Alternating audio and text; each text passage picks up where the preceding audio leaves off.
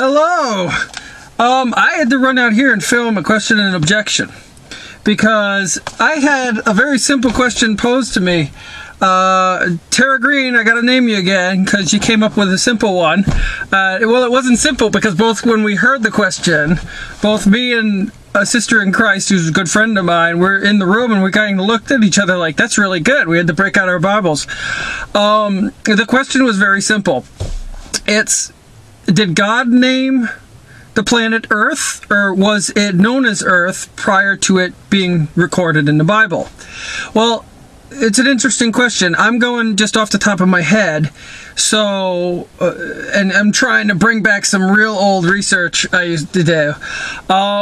For one of the things you'll see historically is after the fall of the Roman Empire, you have basically Earth is like the center of the universe. This was basic Catholicism for years.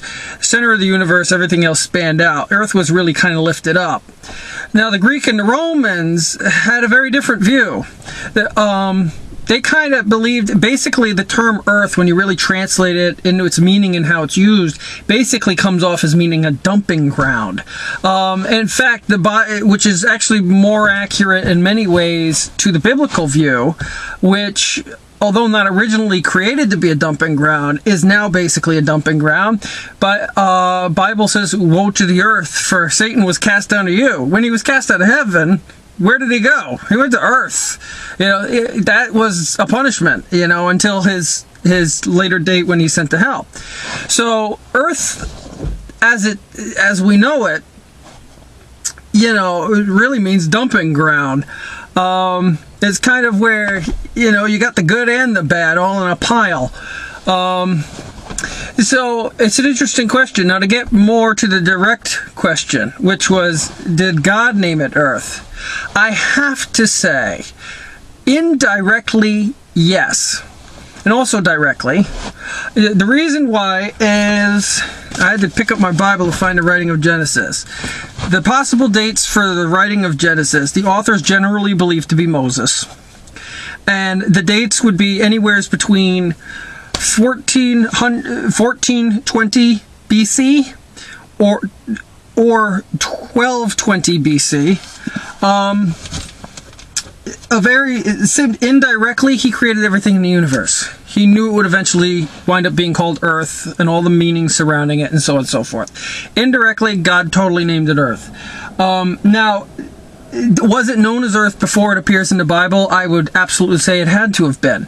And my sister in Christ that we were just talking about it, she totally agreed as well. And the reason being is if I'm writing a chapter in a book and God has motivated me to write that chapter, I'm going to write it down in a way that my audience would understand it. If no one's ever heard the term Earth before, and you start off with, when God began, this is a word, it reads more like a Message Bible, and NIV is more accurate to the original Greek, I think, in many ways. But it says, when God began creating the heavens and the earth was shapeless. It was a shapeless, chaotic mass with the Spirit of God brooding over the dark vapors. Now, I would really encourage you to read an NIV and see how it's used.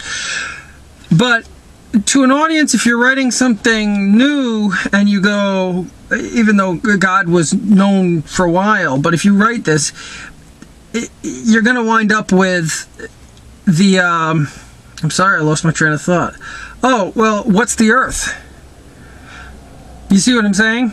If you sit back and say, he made the heavens and the earth, well, is the earth a different thing of the heavens? Or is, so you'd clarify. People knew it was earth. When he wrote earth, when the author wrote earth, they knew it was the earth.